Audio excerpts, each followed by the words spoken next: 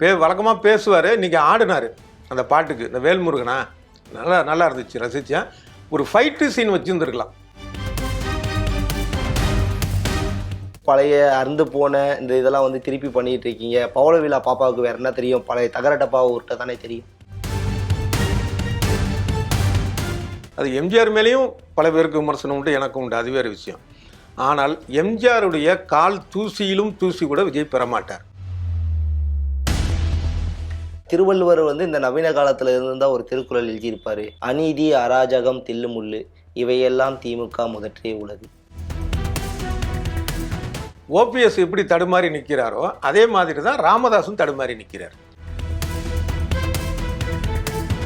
இப்போ கூட்டணி வச்சதுனால தான் தேமுதிகவுக்கு வந்து அந்த பின்னடைவு அப்படின்னு நினைக்கிறீங்களா?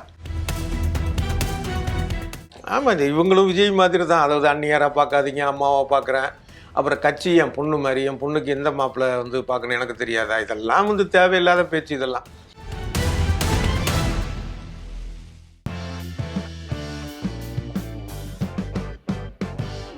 ஜெம் தொலைக்காட்சி நேயர்களுக்கு வணக்கம். இன்றைய சிறப்பு நேர்காணலில் நம்மோடு அரசியல் விமர்சகர் டிவி சோமு அவர்கள் இணைந்துள்ளார். அவரிடம் அரசியல் சார்ந்த பல கேள்விகளை முன்வைப்போம். சார் வணக்கம். வணக்கம். எப்படி இருக்கீங்க சார்? நல்லா இருக்கேன், சொல்லுங்க சார். 2026 சட்டமன்ற தேர்தல் நெருங்கி கொண்டிட்டு இருக்கு. ஆனால் இன்னும் அந்த கூட்டணி குழப்பம் அப்படிங்கிற ஒரு விஷயம் வந்து இது பண்ணிட்டு இருக்கு. அதாவது தேசிய முற்போக்கு திராவிட கழகம் அதிமுகவுக்கு கூட்டணிக்கு போகுமா, இல்லை திமுக கூட்டணிக்கு போகுமா, இல்ல தாவேகா கூட்டணிக்கு போகுமா அப்படிங்கிற ஒரு கேள்வி எழும்பி இருக்கு. தன்னுடைய தலைமையில தனித்து ஒரு கூட்டணி வைக்குமா, அதையும் மக்கள் நல கூட்டணி மாதிரி. ஓகே, சொல்லுங்க என்ன எப்படி இருக்கு? இப்ப தேமுதிகவை பொறுத்த அளவுல எல்லாத்துக்குமே வாய்ப்பு இருக்கு. என்னன்னா எதுல அதிகமான பலன் கிடைக்குதோ அந்த கூட்டணி அவங்க தான், அவங்களுடைய வரலாறு அதுதான். ஆனா இங்க என்ன சிக்கலா இருக்குன்னா, அவங்க தகுதிக்கு மீறிய தொகுதியை எதிர்பார்க்குறாங்க, தொகுதியை தாண்டி விஷயங்களை எதிர்பார்க்குறாங்க. இதுதான் சிக்கல். இந்த ஒரு விஷயம் இப்போதைக்கு பார்த்தீங்க அப்படின்னா, இப்போ 2021 தேர்தலில் பார்த்தீங்கன்னா அமமுக கூட சேர்ந்து போட்டிட்டு, அது ஒரு உதாரணத்துக்கு சொல்கிறேன். அப்போ பேராவூரணி சட்டமன்ற தொகுதியில் 1363 ஓட்டு வாங்கிச்சு, ஓகேவா? 2024 நாடாளுமன்ற தேர்தலில் அதிமுக கூட கூட்டணி. இந்த பேராவூரணிங்கிறது தஞ்சை நாடாளுமன்ற தொகுதிக்குள்ளே வருது. அப்போ அந்த தேர்தலில் பேராவூரணியில் மட்டும் 30,000க்கு மேலே ஓட்டு. அப்போ இதுலேருந்து என்ன தெரியுது அப்படின்னா, அதிமுக ஓட்டு தான் தேமுதிகவுக்கு போயிருக்கு.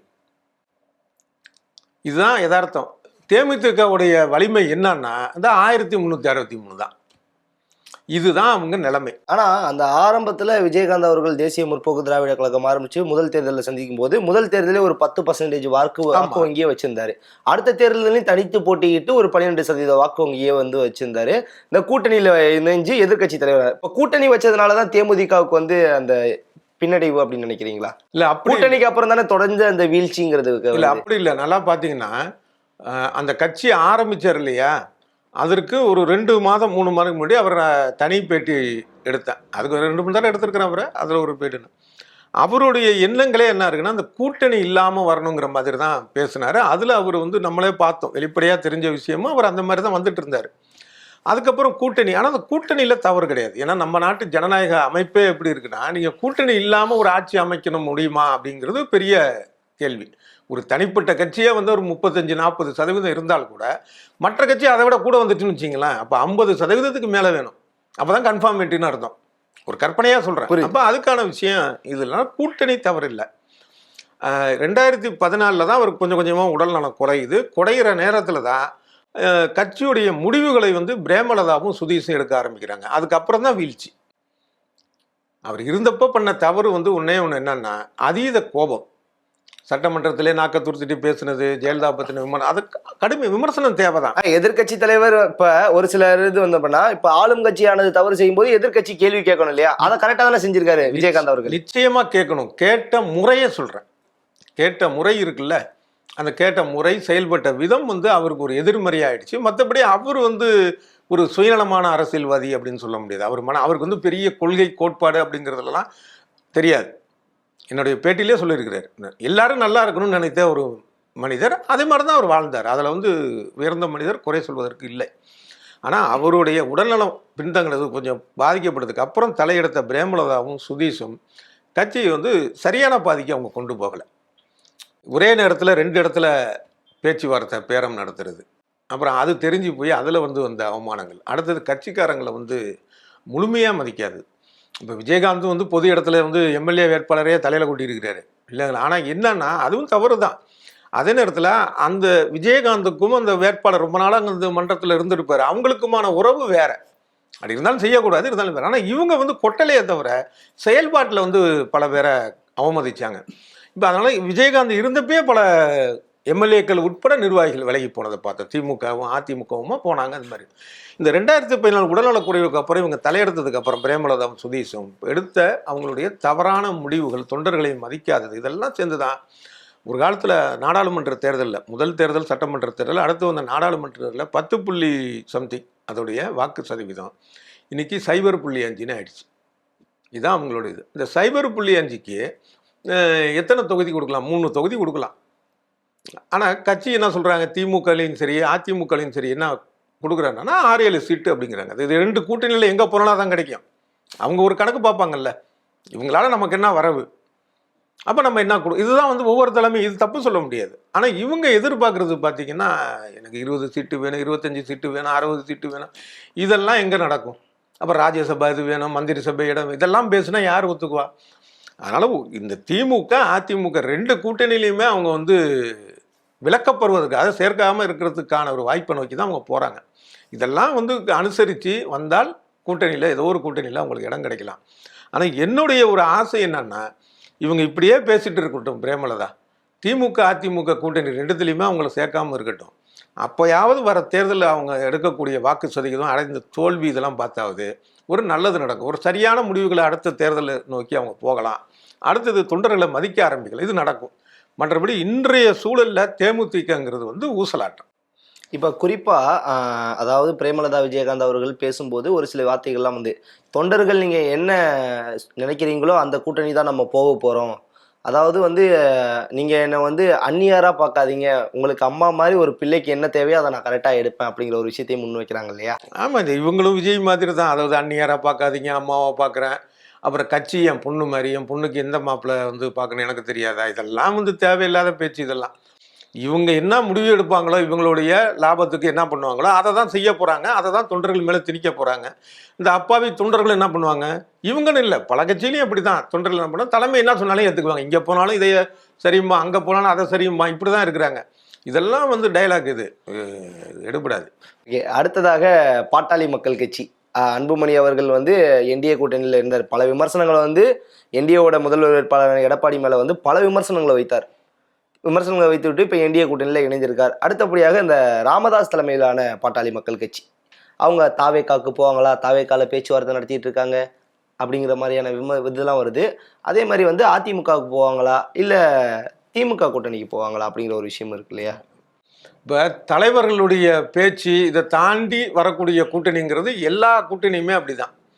இப்போ எல்லா விஷயத்தையுமே ஏற்றுக்கிட்டு 2 தரப்பு இருக்குன்னா அவங்க ஒரே கட்சியாக இருந்துட்டு போயிடலாம். எதுக்கு விமர்சனம் வருது? நம்ம இந்திய ஜனநாயகத்தில் இருக்கக்கூடிய பல்வேறு முரண்பாடுகளில் இது ஒன்று. அதனால் இதை நம்ம வந்து ஒரு பெருசாக எடுத்துக்க, அன்னைக்கு திட்டினீங்க இன்னைக்கு எப்படி கூட்டணிக்கு வந்தீங்க அப்படின்னு. அப்படி வந்து பார்த்தீங்கன்னா காங்கிரஸே வந்து இன்னமும் ஜென்மத்துக்கும் கூட்டணி சேர மாட்டோம்னு சொல்லிச்சு திமுக. 2017 63 சீட்டை இது பண்ணிட்டு இப்போ ஒரே கூட்டணியில் தான் இருக்கிறாங்க. அதே மாதிரி பார்த்தா திமுக மதிமுக பேசாத பேச்சு இல்லை. இப்போ கருணாநிதி உடல்நலம் இல்லாமல் இருந்தபோது பார்க்குறதுக்கு வைகோ போகிறாரு, அவரே வந்து பார்க்க உடலை, அந்த தொண்டர்கள் உடலை. ஆனால் தேர்தல் நேரத்தில் வந்தோன்னா இணைந்து தான் செயல்பட்டாங்க. இந்த திருச்சியில் துரை வைகோ எம்பி, அந்த கூட்டணிக்கும் அமையறதுக்கு இந்த சின்னம் வர்றதுக்கு சில நாட்கள் முன்னாடி கூட அவர் வந்து கலங்கி போய் பேசினார். நாங்கள் வந்து திமுக சின்னத்தில் போட்டியிட மாட்டோம், தனி சின்னத்தில்னாரு. அப்போ 2 கட்சி தொண்டர்களுக்கும் இடையே ஒரு பரஸ்பர புரிதல் இல்லாமல் போயிருமோன்னு அப்படி ஒரு பேச்சு வந்தது. ஆனால் அதை தாண்டி தானே வந்து வெற்றி பெற்றாரு, தீப்பெட்டி சின்னத்தில் வெற்றி பெற்றாரு. இன்றைக்கி வந்து பார்த்தீங்க அப்படின்னா அவருக்கு ஒரு நல்ல எம்பியாக பேர் எடுத்திருக்கிறார்.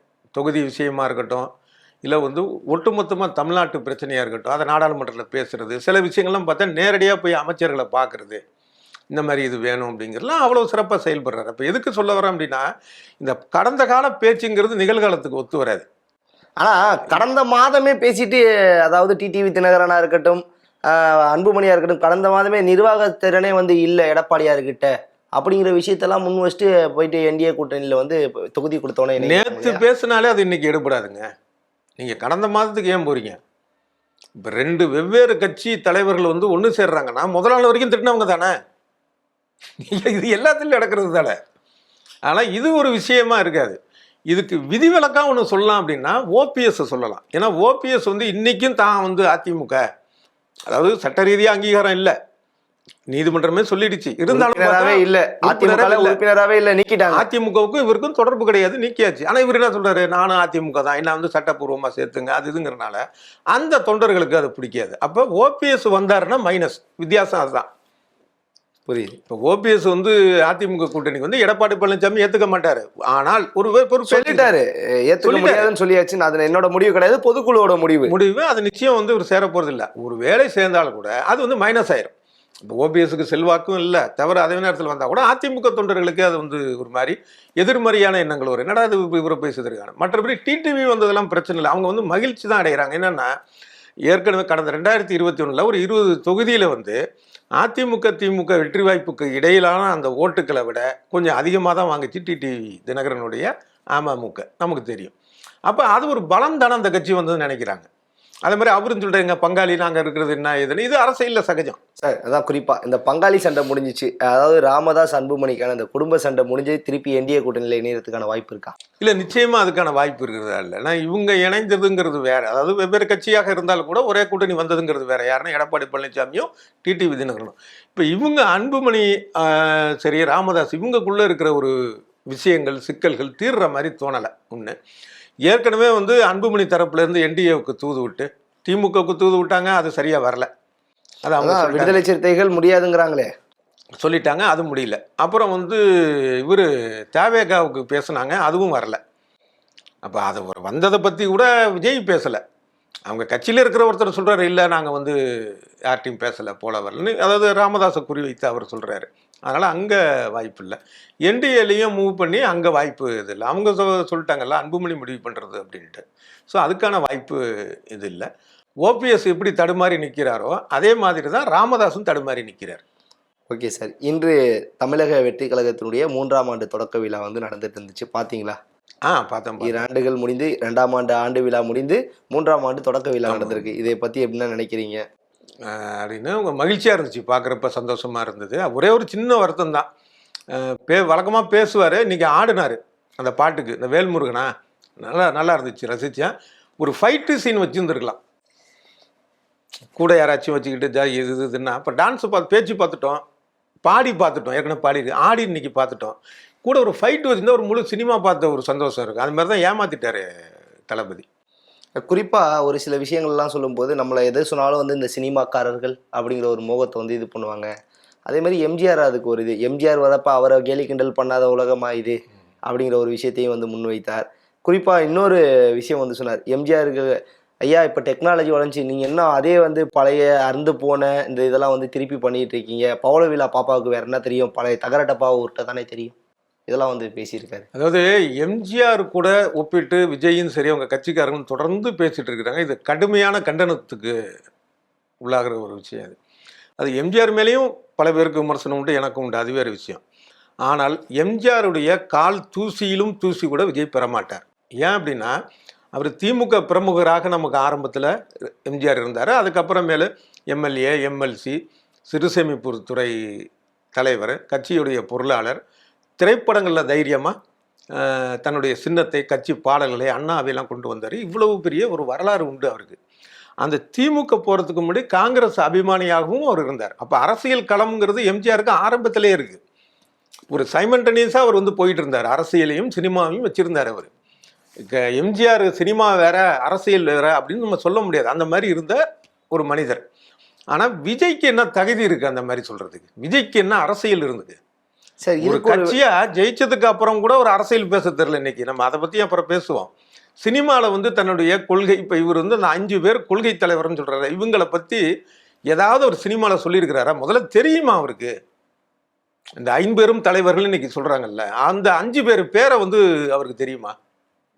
என்ன தகுதி இருக்குது எம்ஜிஆர் சினிமாவும் இருந்தார், அரசியலும் இருந்தார். ஒருத்தர் வந்துட்டாருன்னா உடனே அவரை எல்லாத்துலேயும் வந்து சொல்லிக்கிறது. இது இப்போ உங்களுக்கு ஒரு விஷயம் தெரியுமா? இப்போ தனுஷ் நடித்தார ஒரு படம் ராயன், அதில் நான் 2-3 சீன் வருவேன். நான் நடிகர் கிடையாது, அதுவும் ஒரு நட்பாடு விழா ஒருத்தர் நண்பர் ஏதோ கூப்பிட்டாரு, நடித்தேன். அப்போ நானும் அரசியலுக்கு வந்துட்டு ஒரு கட்சி ஒன்று ஆரம்பிச்சு, எம்ஜிஆர் வந்தார் நானும் வந்தேன்னா நான் சொன்னால் சிரிப்பீங்களா இல்லையா? சிரிப்பீங்களா இல்லையா? அந்த சிரிப்பை விஜயை பார்த்து சிரிங்க. ஓகே. விஜய் வந்து தமிழ்நாடு முழுக்க தெரியும் நடிகரா, என்ன தெரியாது தமிழ்நாடு முழுக்க நடிகர் தெரியாது, பத்திரிகையாளராக ஊடகவியலாளராக ஒரு அளவுக்கு தெரியும், அவ்வளோதான். இதுதான் வித்தியாசம். மற்றபடி எம்ஜிஆருக்கும் விஜய்க்கும், எம்ஜிஆருடைய மறுபடியும் சொல்கிறேன், கால் தூசிக்கு ஆக மாட்டார் விஜய். இந்த வார்த்தை இன்னுமே வந்து எம்ஜிஆரோட கம்பேர் பண்ணுறதை விஜய் விடணும். குறிப்பா அவர் ஒரு விஷயம் சொல்றாருல, பவளவிழா பாப்பாவுக்கு வேற என்ன தெரியும், இந்த பழைய தகர டப்பாவை தான் உருட்ட தெரியும் அப்படியெல்லாம். சரி, அப்படி வச்சுக்குவோம், பழைய தகர டப்பா உருட்டுறாங்க அப்படின்னு. அப்போ காலம் மாறி இருக்குங்கிறாரு. அப்போ எம்ஜிஆரை வந்து முதலமைச்சராக இவர் பாணிக்கே வருவோம். எம்ஜிஆர் வந்து வெறும் நடிகர் மட்டும் இல்லைங்கிறதான் என்னுடைய ஆணித்தரமாக இருந்தாலும் ஒரு இதுக்கு வரும், இவர் சொன்னதை ஏற்றுக்கிட்டு. அப்போ அந்த காலத்தில் எம்ஜிஆர் ஆக்குனாங்க, இப்போ ஏன் வந்து ஒன்று ஆக்கணும்? அதை யோசிக்கணும்ல. இப்போ தகர டப்பா இல்லை, இப்போ நாகரிகமாக ஆயிடுச்சுல காலம், எப்படி ஆக்குவாங்க? யோசிக்க மாட்டாங்களா யாரும்? இல்லை, இன்னொன்று என்னன்னா, எம்ஜிஆர் அப்படின்னு, எம்ஜிஆர் வந்து ஜெயிலுக்கு போயிருக்கிறாரு இந்திய எதிர்ப்பு போராட்டத்துக்காக. அதாவது 1937 65 நான் சொல்லலை, இடையில் அப்போ பிரதமராக இருந்த நேரு இங்கே வராரு, தமிழ்நாடு சென்னைக்கு வராரு. அப்போ வந்து கருப்பு கொடி காட்டுறதாக திமுக முடிவு பண்ணுது. அப்போ முன்னெச்சரிக்கை நடவடிக்கையாக எம்ஜிஆரையும் அரெஸ்ட் பண்ணுறாங்க. ஒரு 4 நாள் இருக்கும். இந்த சென்னை சென்ட்ரல் ஜெயிலில் அவர் இருந்தார். அவர் நடிகர், பெரிய நடிகர், அரசியல் தலைவர். ஏன்னா அப்போயே அவர் எம்எல்ஏ, இது மாதிரியான ஒரு விஷயங்கள், கட்சியில் பொருளாளர், இந்த மாதிரிலாம் இருந்ததுனால சொல்கிறேன். எம்எல்ஏ இல்லை, இப்போ கட்சியிலையும் அவர் இருந்தார். ஒரு அரசியல் ரீதியான முகமும் அவருக்கு உண்டு. அப்படிங்கிறப்ப உங்களுக்கு நாங்கள் வந்து சிறப்பு அறை சிறைச்சாலையில் விடணும், அதெல்லாம் வேணாம், நான் தொண்டர்களோட தங்குறேன் அப்படின்னு தங்கினார். இதெல்லாம் வந்து முடியுமா? நீங்கள் சென்னையிலேருந்து 1 மணி நேரம் 1.5 மணி நேரத்தில் இதுக்கு போகிறதுக்கு, டெல்லிக்கு போகிறதுக்கு பெட்ரூம் வச்ச இதுதான் ஃப்ளைட்டு தான் கேட்குது, சார்ட்டர்டு ஃப்ளைட்டு. யாருக்கு? விஜய்க்கு. இப்போ எம்ஜிஆர் எங்கே, நீ எங்கே? இதெல்லாம் எம்ஜிஆர் அவமானப்படுத்துகிற விஷயம் இல்லை. எம்ஜிஆர் மேலே குறை இருக்குது, நான் இல்லைன்னு சொல்லவில்லை, விமர்சனங்கள் இருக்குது. ஆனால் விஜய் கூட கம்பேர் பண்ணுற அளவுக்குலாம் எம்ஜிஆர் மோசமான ஆள் கிடையாது. இந்த பேச்சை வந்து விஜய் விடணும். இந்த 3ஆம் ஆண்டு தொடக்க விழாவில் இன்னொரு விஷயம் வந்து பேசினாரு. அதாவது அண்ணா உட்கார்ந்த இடத்துல இவங்கெல்லாம் வந்து உட்கார்ந்துட்டாங்க அப்படின்னு ஆரம்பிச்சது தான் வந்து எம்ஜிஆர் கண் கலங்கி ஆரம்பிச்சது தான் அண்ணா திராவிட முன்னேற்ற கழகம். அதே மாதிரி வந்து காமராஜர் உட்கார்ந்த இடத்துல, எம்ஜிஆர் உட்கார்ந்த இடத்துல, அண்ணா உட்கார்ந்த இடத்துல இவங்கெல்லாம் உட்கார்ந்துட்டாங்களே அப்படின்னு மக்கள் அழுகும்போது அவங்க கண்ணீரை தொடக்க உருவாக்கப்பட்டது தான் தமிழக வெற்றி கழகம் அப்படின்னு பேசியிருக்காங்க. இவருக்கு வந்து இதுக்கு முன்னாடி அந்த விஷயமே தெரியல. இப்போ இந்த 2 வருஷத்துக்கு முன்னாடி தான் திடீர்னு இதெல்லாம் கண்டுபிடிச்சிருக்கிறாரு. அப்போது ஒரு இவ்வளவு வரலாறு அப்படிங்கிற விஷயம் நினச்சிக்கிட்டு பேசுகிறவர் எத்தனை ஆண்டு காலமாக இந்த எண்ணங்கள் இருந்திருக்கணும். அப்போ தானே ஒரு கட்சியாக வரும். அப்போ இதை வந்து திரைப்படங்கள்லையோ இல்லை ஆடியோ ஃபங்க்ஷனில் கதையாக பேசினார்ல, யாராவது ஒருத்தன் எழுதி கொடுப்பான் ஒன்று, அதை வச்சுக்கிட்டு இது பண்ணிட்டு ஒரு ஊரில் ஒருத்தவங்க இருந்தாங்க, அவங்க இதுங்க, நம்ம ஒரு அர்த்தம் வச்சுக்குவோம், ஓ இதை தான் சொல்கிறாரு போல இருக்குது விஜய். இப்போ மீடியாவில் இருக்கிற ஆட்களுக்கும் வேறு வேலை வெட்டி இல்லை, இதை வச்சு தான் அவர் சொல்கிறாரு. எவ்வளோ அழகாக சொல்லிட்டாரு பத்தியா அப்படிமா. அதை வச்சுட்டு 4 பேர் டிபேட்டு. இப்போ அந்த அளவுக்கு இருக்கிற நீங்க இதுக்கு முன்னாடி சினிமாவில் என்ன சொன்ன அரசியலை சொல்லியிருக்கணும்ல. வெத்து டைலாக் இன்னைக்கு மீட்டிங்கில் வந்து பேசுகிற அதே வெத்து டைலாக் தான் சினிமா. அன்னைக்கு சினிமாவில் பேசுன அதே வெத்து டைலாக் தான் இன்னைக்கு மீட்டிங்கில். சார், குறிப்பாக இன்னைக்கு பேசும்போது ஒரு திருக்குறள், அதாவது திருவள்ளுவர் வந்து இந்த நவீன காலத்தில் இருந்தால் ஒரு திருக்குறள் எழுதியிருப்பார் திமுகவாக, அதாவது தீய சக்திக்காக. நான் திமுகன்ட்டேன், அவர் தீய சக்திக்காக ஒரு திருக்குறள் எழுதியிருப்பார், ஒரு கற்பனையா அப்படின்னு ஒரு விஷயத்த வந்து சொன்னார். அநீதி, அராஜகம், தில்லுமுள்ளு இவையெல்லாம் திமுக முதற்றே உலகு. இப்போ திருவள்ளுவருக்கு ஒரு டூப் போட்டாச்சு. இந்த சினிமா பாணி மென்டாலிட்டி விஜய்க்கு மாறவே இல்லை. பாடுறது, ஆடுறது, குதிக்கிறது. இப்போ திருவள்ளுவருக்கு ஒரு டூப்பு. இப்போ திமுக மீதான விமர்சனங்கிறத நம்ம வந்து மறுக்கலை, விமர்சிக்க வேண்டிய விஷயம் எவ்வளவு இருக்குது. உதாரணமாக பார்த்தீங்கன்னா இந்த ஊழியர்களுடைய போராட்டம், இது எல்லாமே வந்து திமுக தன்னுடைய தேர்தல் வாக்குறுதியாக கொடுத்தது தான். இப்போ நீங்கள் போராடுறவங்க இதில் அது ஒரு விஷயம் இருக்குது. அதே மாதிரி சட்டம் ஒழுங்கு, இப்படி எத்தனையோ விஷயங்கள் விமர்சனம் அதை வச்சுதான் எழுதியிருக்காரு போல. அநீதி, அராஜகம், அதுதான் சார் ஷார்ட்டா திருவள்ளுவர் மாதிரி 2 லைன்ல சொல்லியிருக்காராம். அநீதி, அராஜகம், தில்லுமுள்ளு இவையெல்லாம் திமுக முதற்றே உலகு. இப்படி டைலாக்கை மட்டும் பேசினா போதுமா? பஞ்சு டைலாக்னு இது சினிமாவுக்கு ஒத்து வரும். மக்கள்கிட்ட பேசுறப்ப இந்த விஷயங்கள் இருக்கு. ஏன் நம்ம எவ்வளவு பேசிருக்கிறோம். அந்த ஒன்ஸ் மோர்லாம் போச்சு சார். கண்டிப்பா எப்படி போகாம இருக்கும்? ஒன்ஸ் மோர் போகாம இருந்தா தான் ஆச்சு. ஆல்ரெடி 2 வாட்டி சொல்லிட்டேன் அப்படின்னு சொல்லிட்டு விஜயை சொல்லிட்டு 3ஆவது வாட்டி சொல்ல வச்சாங்க. ஓ, இப்போ ஒன்ஸ் மோர் இல்லை, மூன்ஸ் மோர். 3வது தடவை பெரிய விஷயந்தான் அது இது. இப்போ ஆனால் எலெக்ஷனில் ஓட்டு ஒரு ஓட்டு தான் ஒருத்தருக்கு, அதையும் வந்து அதை அவங்கள்ட்ட சொல்லிடணும். ஏன்னா இந்த மாதிரி கேட்குற மாதிரியே ஓட்டு போட்டுக்கிட்டு வந்துட்டு சார் ஒன்ஸ் மோர் இன்னொரு ஓட்டு போட்டுக்கிறேன்னு சொல்லி தொண்டர்கள் சொல்லிட்டாங்கன்னு வச்சிங்களேன். ஏன்னா புஷி ஆனந்தே அப்படி தான் இருக்கிறாரு. ஒரு மீட்டிங்கில் பேசினார்ல, என்னன்னா நம்ம தளபதி வந்து அதான் விஜய் தளபதி வந்து 234 தொகுதிகள்லையும் போட்டிட்டு சட்டப்படி 3-4 தொகுதியில தான். அதாவது 3-4 தொகுதிங்கிறது முன்னாடி இருந்தது. ஆனால் இப்போ NT ராமராவ் கூட அது மாதிரி 3 தொகுதியில் போட்டிட்டு 3த்துலேயும் வெற்றி பெற்றார் 1985 ஆந்திரா சட்டமன்ற தேர்தலில். ஆனால் அதுக்கப்புறம் 1996 அதை மாற்றினாங்க, 2 தொகுதிக்கு மேலே போட்டியிட முடியாதுன்னு. பின்னாட்களில் என்னன்னா ஜெயலலிதா வந்து ஒரே நேரத்தில் 4 தொகுதியில் நாமினேஷன் பண்ணி அதை ரிஜெக்ட் பண்ணாங்க. இதெல்லாம் வரலாறு. இது எதுவுமே தெரியல. புஷி ஆனந்த் தான் பொதுச் செயலாளர், அவருக்கே தெரியல ஒருத்தர் 2 தொகுதிக்கு மேலே போட்டியிட முடியாது அப்படிங்கிறது தெரியாமல் தான் அவர் சொன்னார். அதே மாதிரி இந்த அப்பாவி தொண்டர்களும் ஓட்டு போட்டுட்டு வந்து நாங்கள் சினிமாலாம் வந்து நாங்கள் ஒன்ஸ் மோர் கேட்போம், பாட்டுக்கிட்டலாம் மீட்டிங்லேயே கேட்டிருக்கோம், ஒன்ஸ் மோர் இன்னொரு ஓட்டு போட்டு வந்துடுறேன் அப்படின்னு பேரை போகிறாதீங்க. அப்படி வந்து போகக்கூடாது, ஒருத்தருக்கு ஒரு ஓட்டு தான் அப்படிங்கிறத விஜயும் புஷி ஆனந்தும் இந்த தொண்டர்களுக்கு சொல்கிறது நல்லது. இல்லைன்னா தேர்தல் பூத்தில் பிரச்சனையாகும். Okay sir. இன்னொன்று அதுக்கு வேற சொல்லுவாங்க வந்து இந்த ஆட்சி தான் எங்களை வந்து ஓட்டு போட விட மாட்டேங்குது, நாங்கள் 2வது தடவை போய் போடுறதுக்கு அப்படின்னு அதை சட்டப்பூர்வமாக நினைக்கிற அளவுக்கு அப்பாவியாக இருப்பாங்க.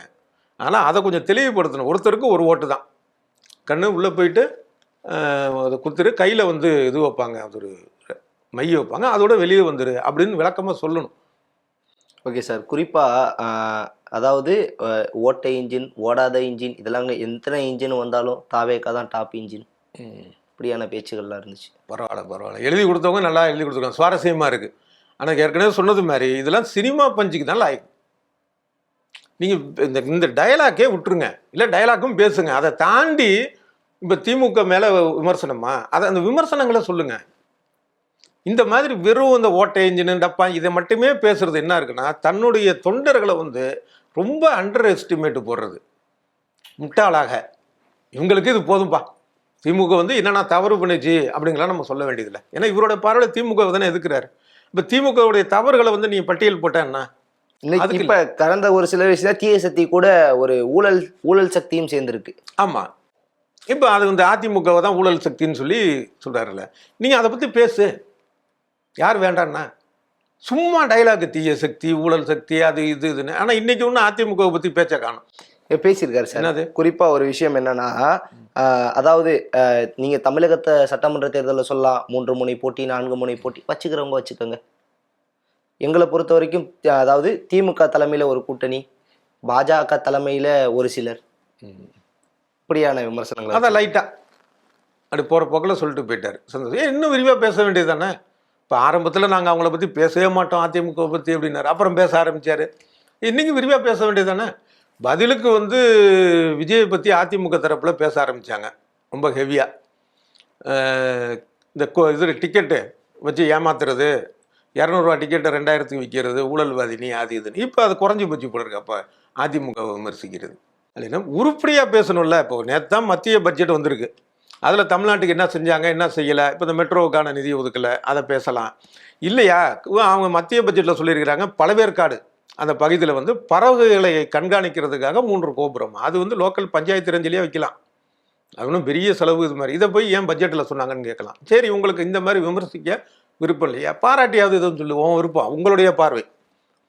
எதுவுமே இல்லையா. இப்போ மக்களுக்கான விஷயம் எதுவுமே இல்லை. வந்து இந்த சினிமா டைலாக் மாதிரி எழுதி கொடுத்துட்டு பேசிட்டு அவன் என்ன எழுதி கொடுக்குறானோ அதை டைலாக் அடிச்சுட்டு போகிறதுனா, அப்போ மக்களை எவ்வளோ கேவலமாக நினைக்கிறேன், தொண்டர்களை எவ்வளோ கேவலமாக நினைக்கிறேன். தொண்டர்கள்னு சொல்லக்கூட ரசிகர்கள் பாவம், அவங்க அதுக்கு கை தட்டிட்டு ஒன்ஸ் மோருங்கிறான், என்ன செய்யறது. Okay sir. குறிப்பாக இன்னொரு விஷயம், விஜய் அவர்கள் வந்து வீட்டை விட்டு வெளிலவான்னு சொல்கிறீங்க, வீட்டுக்குள்ளேயே இருக்கீங்க. ஆனால் இந்த விஜய் வெளில வந்தால் வீட்டுக்கு வீடு இருக்க விஜயெல்லாம் வெளில வந்துடுவாங்க. குறிப்பாக வந்து இப்போ வர வேண்டிய நேரத்தில் கரெக்டாக வருவோம் அப்படிங்கிற ஒரு விஷயத்தையும் வந்து முன் வச்சிருக்காரு. குறிப்பாக வந்து தேர்தல் எலெக்ஷன் ஓட்டு போடுற அன்னைக்கு பார்ப்பீங்க, ஒரு வீட்டில் இருக்க விஜயும் அவங்களோட ஓட்டு ஐடியோட காலையில் வந்து அவங்களோட ஜனநாயக கடமையாக நிற்பாங்க. அப்போ தெரியும் விஜய் ஏன்டா வெளில வர சொன்னோன்னு அப்படி. அதாவது விஜய் வரணும்னா சம்மன் கொடுக்கணும். நீங்கள் சிபிஐயில் சம்மன் கொடுத்தானா வரணுன்ட்டு, இங்கேருந்து ஓடினாரா ஃப்ளைட்டை பிடிச்சி, அந்த மாதிரி கேஸு ஃபைலு இது இருந்தால் தான் அந்த பயத்தில் அங்கே போய் நின்றுக்கிட்டு பதில் சொல்கிறது. மற்றபடி எதுக்கு வரணும்னு கேள்வி கேட்குற மனநிலையில் இருக்கிறப்ப நம்ம இதுக்கு என்னத்த பதில் சொல்கிறது. சிபிஐ மாதிரி இங்கே சம்மன் கொடுக்குறது. அதாவது இப்போ வந்து இவங்க ஏற்கனவே கரூரில் பிரச்சனையா, இப்போ அதில் வந்து ஒரு இது சொல்கிறேன், ஒரு காவல்துறையிலேயே ஒரு வேலை, ஒரு கற்பனையாக சொல்கிறேன், அங்கே வந்து இதுக்கான புகாருக்கு வரணும்னா அங்கே போயிருக்கலாம், அவ்வளோதான். மற்றபடி இவர் பனையூர்லேயே உட்காந்துருப்பாரு, மக்களுக்கு வேற வேலை வெட்டி கிடையாது. அதான் வெளில வந்தா வீட்டுக்கு வீடு இருக்க விஜய் எல்லாம் வந்து வருவாங்க அப்படிங்கிற ஒரு விஷயத்த வந்து முன்வைக்கிறாங்க. அதுக்கப்புறம் தான் வந்து பாண்டிச்சேரி போனப்போ என்ன விஜய் வந்தாங்க, இல்லை கரூர்லேருந்து தப்பிச்சு திருச்சிக்கு ஓடி போய் ஃப்ளைட்டு ஏறினப்போ எந்த விஜய் வந்தாங்க, அதுக்கப்புறம் வந்து இதில் மாமல்லபுரம் கூட்டத்துக்கு எந்த விஜய் வந்தாங்க. ஒழுங்காக வந்துட்டு ஒழுங்காக போனால் எந்த விஜய் இங்கே வரப்போகிறது கிடையாது, அவன் போயிடுவான். இந்த கரூரில் இந்த பலி நடந்தப்போ என்ன சொன்னாங்க, அந்த மக்கள் நடந்ததுக்கு அப்புறம் பக்கத்தில் ஒரு போலீஸ் குவார்டர்ஸ் இருக்குது சார், அந்த இது நடக்கிறதுக்கு முன்னாடி அந்த அந்த விபத்து நடந்த, விபத்து இல்லை பலிகள் நடந்த அந்த பகுதி, அங்கே வந்து கதவை சாத்திட்டாரு இவருடைய வாகனத்தோட, தொடர்ந்து வச்சுருந்தா பார்த்துட்டு போயிருப்போம், அவ்வளோதான். இதில் என்ன வந்து விஜய்க்கு வெளியில் வந்தால் வீட்டுக்கு வீடு வருது, இது வருது. இப்போ சரத்குமார் வந்தால் கூட தான் அவ்வளோ கூட்டம் கூடும். நான் ஏற்கனவே சொல்லியிருக்கிறேன், நான் ஈரோடில் வந்து ஒரு நகை கடை திறக்கிறதுக்கு நயன்தாரா போனப்போ அவ்வளவு கூட்டம். இப்போ விஜய்க்காவது வந்து ஒவ்வொரு இடத்துலையும் என்ன பண்ணுறாங்கன்னா, கிட்டத்தட்ட ஒரு மாதம் முடிய அறிவிக்கிற அந்த இது இங்கே போகிறாருன்னா அது வருது. அடுத்து இந்த டிவி யூடியூப் சேனல்லாம் வேலை வெட்டி இல்லாமல் மறுநாள் சாயந்தரம் பேசுகிறான்னா முதல் நாள் காலையிலே போய் டேரா போட்டு உட்காந்துடுறான் லைவ்னு. இந்த ரேஞ்சில் இருக்கிறப்ப இதுக்கு வர கூட்டத்தை விட எந்த வித அறிவிப்போ விளம்பரமோ இல்லாமலேயே நயன்தாராவுக்கு வந்துச்சு, உள்ளூர் மக்கள் மட்டுமே. அப்போ அத்தனை பேர் ஓட்டு போட்டுருவாங்களா நயன்தாராவுக்கு? அதே மாதிரி தமனாவுக்கு வந்துச்சு சேலத்தில் புடவை கடைக்கு. இது என்ன இது வந்துடுவாங்க, நடிகர்னா வரதான் செய்வான், 4 பேர் பார்ப்பான், ஆனால் பார்த்தோன்னே ஓட்டு போட்டுருவானா?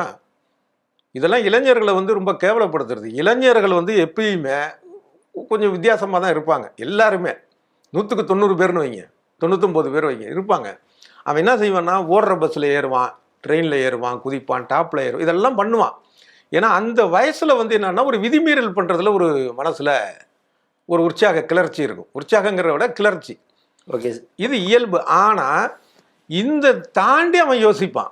நீ சினிமாவில் வர்ற பார்த்தோம் ரசித்தோம், நீ நிஜத்தில் என்ன பண்ணுன்னு கேள்வி பார்ப்போம். ஒட்டுமொத்த இளைஞர்களும் முட்டாளா? நான் வந்தால் வீட்டுக்கு வீடு வந்துருப்பான், வந்து வேடிக்கை பார்த்தா பார்க்கலாம், வீட்டுக்கு வீடு கூட வரமாட்டான், வேடிக்கை பார்க்க. இன்னொரு இது லாஜிக்காகவே சொல்கிறேன், இது ஆதவர்ஜி நான் சொல்கிற மாதிரி வீட்டுக்கு ஒரு விஜய் ரசன் இருக்கிறத வச்சுக்குவோம், அப்படி நான் நம்பலை, வச்சுக்குவோம்.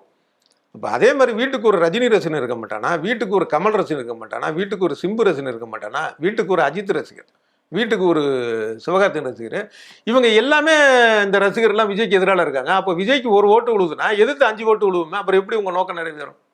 இன்னைக்கு இன்னொரு விஷயம் வந்து குறிப்பாக சொல்லியிருக்காரு விஜய் அவர்கள். அதாவது வந்து இந்த கருத்து கணிப்பு இதெல்லாம் வந்து இது பண்ணுறீங்க, அது உங்களோட விருப்பம் அப்படிங்கிற மாதிரி சொல்லிட்டு, ஆனால் மக்கள் வந்து எல்லாருமே தெளிவாக இருக்காங்க. ஒவ்வொரு வீட்லேயும் போனால் நீங்கள் கருத்து கணிப்பெடுப்ப ஒரு வீட்டுக்கும் போனீங்கன்னா கண்டிப்பாக தாவேக்காரங்க ஒருத்தங்க இருக்காங்க. நீங்கள் நம்பாட்டினா வந்து விஜய் அதுக்கு ஒரு ஃப்ளாஷ்பேக் சொன்னார்.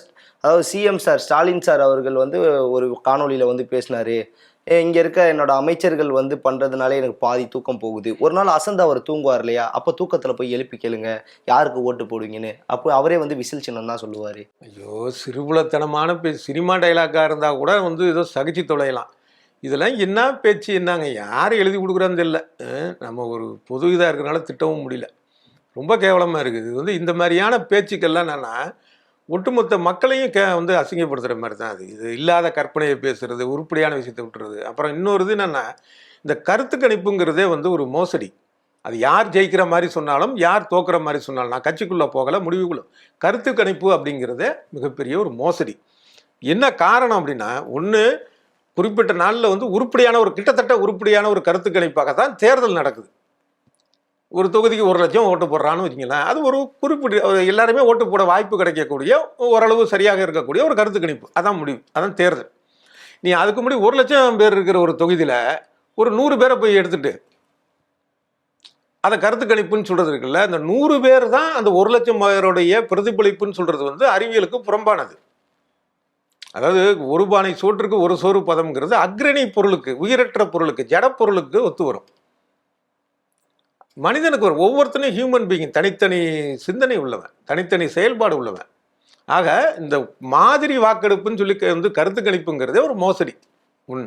அடுத்தது, இவன் போய் கேட்குறான்ல நீங்கள் யாருக்கு ஓட்டு போடுவீங்க அப்படின்னு, கேட்குறப்ப உண்மையை சொல்லுவாங்கிறதுக்கான உத்தரவாதம் கிடையாது. ஏன் அப்படின்னா, ஒரு இடத்துல ஒரு குறிப்பிட்ட கட்சி மெஜாரிட்டியாக எல்லாரும் ஆதரவாளராக இருக்காங்க, இவன் மாட்டி போட போகிறான்னா அந்த அத்தனை பேர் இருக்கிறப்ப அதை உண்மையை சொல்ல முடியாது, வீணா மன விரோத அப்படின்னு நினைப்போம். அப்போ அவன் மாற்றி சொல்லுவான், ஆனால் ஓட்டு போடுறது வேறு. அப்போ அதில் வந்து உங்களுக்கு உண்மையான ரிசல்ட்டு கிடைக்காது. இன்னொன்று, ஒரு குறிப்பிட்ட கட்சி ஜெயிக்கும்னு சொல்லி கருத்து கணிப்பு வருதுன்னு வச்சுங்களேன். அப்போ என்ன செய்வான், அந்த கட்சிக்காரன் பல பேரை, விடுப்பா நமக்கு தான் ஜெயிக்க போகுது, எதுக்கு ஓட்டுக்கு போடணும் அப்படின்னு இவன் ஒதுங்கிடுவான். அந்த தோக்கிற கட்சின்னு கணிப்பு வருது இல்லை, அவன் என்ன செய்வான், ஓட்டு போட வேணான்னு நினச்சவனு போய் ஐயோ நம்ம கட்சி தோத்துருமா, அப்போ நம்ம போய் ஓட்டு போடுவோமா. ஆக இந்த கருத்து கணிப்புக்கு நேர் எதிர்மாறாதானே நடக்கும். ஆக இது எந்த விதத்திலையுமே இந்த கருத்து கணிப்புங்கிறது உண்மை கிடையாது. இப்போ ஜோதிடர் பார்க்குறோம்ல, ஜோசியம் பார்க்குறோம் இதில், அதில் வந்து என்ன எக்கு தப்பா 1-2 நடந்துடும். அது சந்தர்ப்ப சூழலால் நடக்கிறது. அவன் சொல்லுவான் ஒரு கணக்கு, புதன் 7வது வீட்டில் இருக்கிறாரு, செவ்வாய் 4வது வீட்டில் இருக்கிறாரு, என்னமோ தான் போய் நேராக போய் பார்த்துட்டு வந்து வெத்தலை பாக்க வச்சு கூப்பிட்டு வந்த மாதிரி. இதெல்லாம் எத்தனை நடந்திருக்கு? இந்த போன எலெக்ஷன்லேயே எல்லாருமே என்ன சொன்னாங்க, வந்து மு.க. ஸ்டாலின் வந்து ஆட்சிக்கு வர மாட்டார் அப்படின்னு ஜாதகக்காரன் அது இதுன்னா எல்லாம் சொன்னாங்க. அப்படி நடக்கலை. அதுக்கு முன்னாடி வந்து ஷெல்லி, பாஜகவுடைய அறிவியல் பிரிவு அவர் தலைவர், அவர் சொன்னார் ஜோதிடம் கணிச்சு ரஜினி வந்து கட்டாயமாக அது கட்சி ஆரம்பிப்பார், வந்துடுவார் அப்படின்னு. எங்கே வந்தார்? அதனால் அந்த மாதிரி ஜோசியமார் தான் கருத்து கணிப்பு. ஓகே சார், உங்கள் சிறப்பான தகவலுக்கு ரொம்ப நன்றி சார். நன்றி.